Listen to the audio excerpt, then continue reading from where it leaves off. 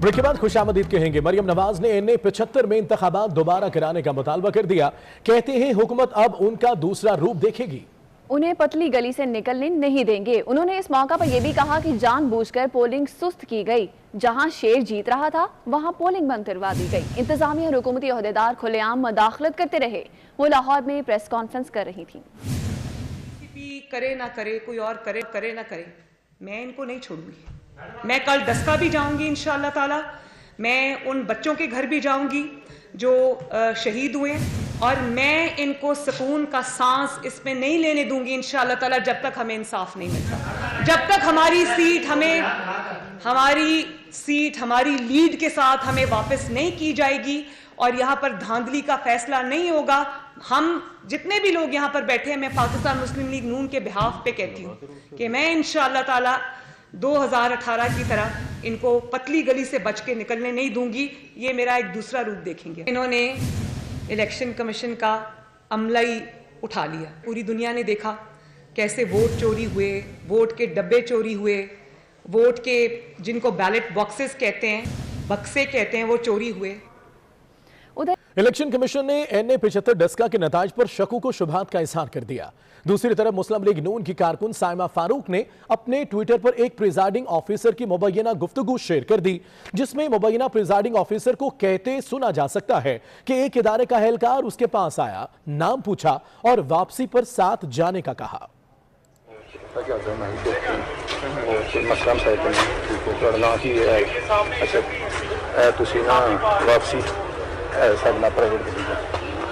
अच्छा तो बंदे नाल यार मौजूद सी ਉਹਦੇ ਨਾਲ ਪਰ ਪੁਰਾਣੇ ਬੰਦੇ ਦਾ ਫੋਨ ਆ ਗਿਆ ਬਈ ਫਿਰ ਰਿਜ਼ਲਟ ਪੇ ਦੇ ਜਾਵੇਗਾ ਦੂਜਾ व्यक्ति ਤੁਹਾਨੂੰ ਫਿਰ ਉਹ ਸਾਹਮਣੇ ਤੁਹਾਡੇ ਤੋਂ ਪੜ ਲਾਂਗੇ ਉਹ ठीक।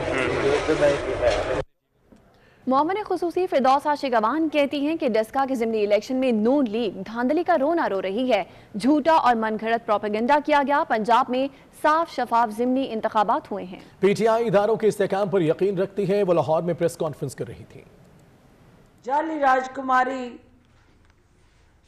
और चोरों की नानी जो है, उसने एक दफा फिर नौशहरा की जीत को अपने बयानिए की जीत करार दिया।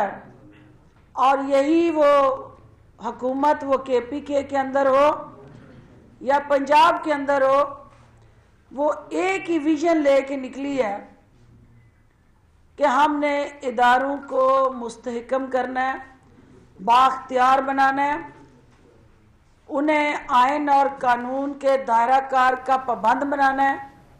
साबिक सदर आसिफ अली जरदारी और मियां नवाज शरीफ के दरमियान टेलीफोनिक राब्ता हुआ। सेनेट इलेक्शन, सियासी सूरत हाल और लॉन्ग मार्च पर भी तबादला ख्याल किया गया। आसिफ अली जरदारी ने सेनेट उम्मीदवार यूसुफ रजा गिलानी की भी मियां नवाज शरीफ से बात करवाई। मियां नवाज शरीफ ने सेनेट इलेक्शन में हर मुमकिन ताउन की यकीन दहानी करवाई। यूसुफ रजा गिलानी जेल में मियां शहबाज शरीफ से भी मुलाकात करेंगे।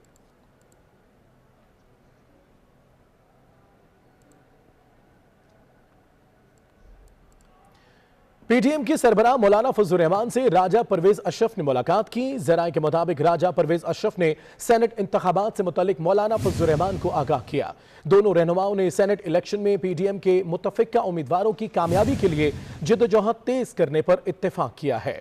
पीटीएम के सरबराह मौलाना फजलुर रहमान से राजा परवेज अशरफ ने मुलाकात की।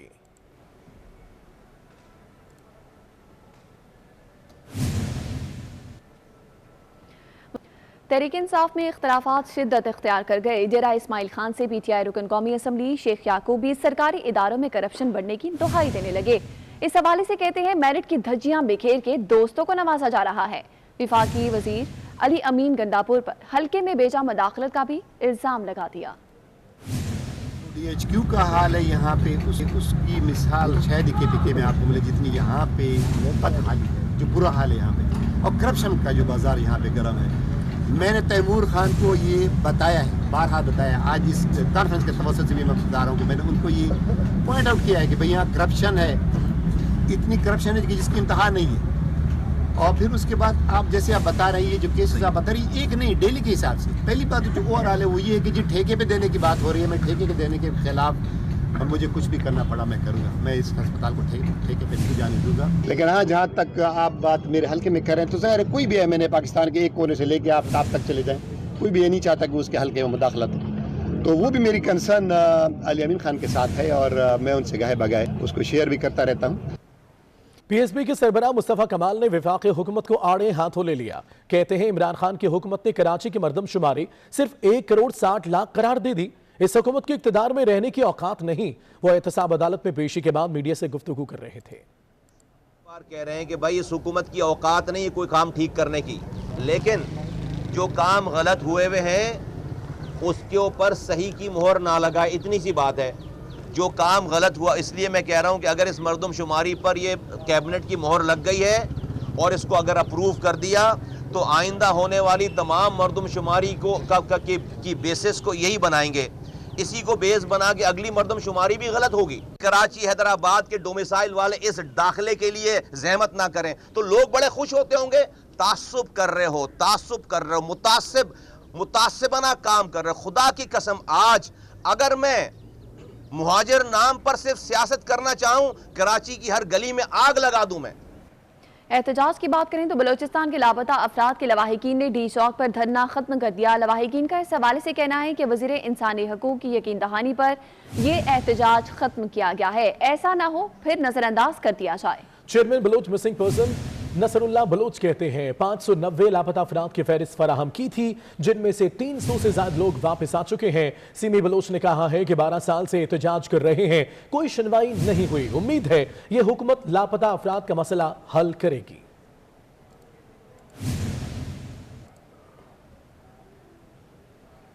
अपडेट करें आपको कि सिक्योरिटी फोर्सेस ने शुमाली वज़ीरिस्तान के इलाके मलिखील में खुफिया मालूमात की बिना पर ऑपरेशन किया है। ISPR के मुताबिक इस ऑपरेशन में दहशतगर्द कमांडर रहमत उर्फ खालिद समेत 2 दहशतगर्द मारे गए, जबकि फायरिंग के तबादले में हवालदार शहजाद रजा शहीद हो गए। मजीद तफसीलात क्या है, हमारे नुमाइंदे से भी राब्ता करेंगे। अभी आपको खबर दें कि सिक्योरिटी फोर्सेज ने शुमाली वज़ीरिस्तान के इलाके मलिखील में खुफिया मालूमात की बिना पर यह ऑपरेशन किया है। ISPR के मुताबिक ऑपरेशन में दहशतगर्द कमांडर रहमत उर्फ खालिद समेत 2 दहशतगर्द मारे गए। ब्यूरो चीफ सगीर चौधरी हमारे साथ हैं, तफसीलात उन्हीं से जानते हैं। सगीर, बताएगा इस बारे में। जी देखिए, सिक्योरिटी फोर्सेज ने शुमाली वज़ीरिस्तान के इलाके मलिखील में एक खुफिया इत्तला पर ऑपरेशन किया है और सिक्योरिटी फोर्सेज के इस ऑपरेशन के दौरान जो है वो दहशतगर्दों के ठिकानों को खुसूसी तौर पर निशाना बनाया गया और इस ऑपरेशन के दौरान जो है वो फायरिंग के तबादले के नतीजे में 2 दहशतगर्द हलाक हुए हैं। यह ISPR की जानिब से तस्दीक की गई है 2 दहशतगर्दों की हलाकत की। इसके अलावा फायरिंग के तबादले में दहशतगर्दों का कमांडर रहमत उर्फ खालिद भी मारा गया है। दहशतगर्द रहमत उर्फ खालिद जो है वो IED बनाने का माहिर था। इसके अलावा दहशतगर्द रहमत सिक्योरिटी फोर्स पर हमलों में भी मुलव्वस रहा है। फायरिंग के तबादले में हवलदार शहजाद रजा जो है उन्होंने जामे शहादत नोश किया है और सिक्योरिटी फोर्स ने अहम कार्रवाई की गई है। सगीर चौधरी, तफसीलात के लिए शुक्रिया। अजहरुल गाजी ड्रामे के अदाकार लाहौर के ग्रेटर इकबाल पार्क पहुंच गए। तुर्क अदाकारों को बग्गियों पर बिठाकर रेस्टोरेंट लाया गया। टर्किश अदाकारों के फैंस की बड़ी तादाद वहां जमा हो गई और उन्होंने सेल्फियां बनवाई। अजहरुल गाजी ड्रामा के अदाकार लाहौर के ग्रेटर इकबाल पार्क पहुंच गए, जहां पर तुर्क अदाकारों को बग्गियों पर बिठाकर रेस्टोरेंट लाया गया। साथ ही साथ टर्किश अदाकारों के फैंस वहां जमा हो गए और अदाकारों के साथ उन्होंने सेल्फियां भी बनवाई।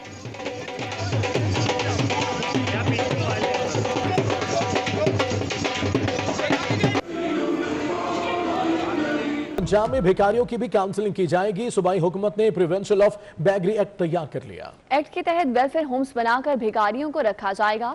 पंजाब में भिखारियों की भी काउंसलिंग की जाएगी। इस हवाले से सूबाई हुकूमत ने प्रिवेंशन ऑफ बैगरी एक्ट तैयार कर लिया है और एक्ट के तहत वेलफेयर होम्स बनाकर भिखारियों को इसमें रखा जाएगा, जहां पर तमाम सहूलियात उन्हें न सिर्फ मैसर होंगी बल्कि उनकी काउंसलिंग भी की जाएगी। तो अहम फैसला हुआ है, सूबाई हुकूमत की जानिब से प्रिवेंशन एक्ट बनाया गया है भिखारियों के लिए और एक्ट के तहत वेलफेयर होम्स बनाकर भिखारियों को इसमें रखा जाएगा।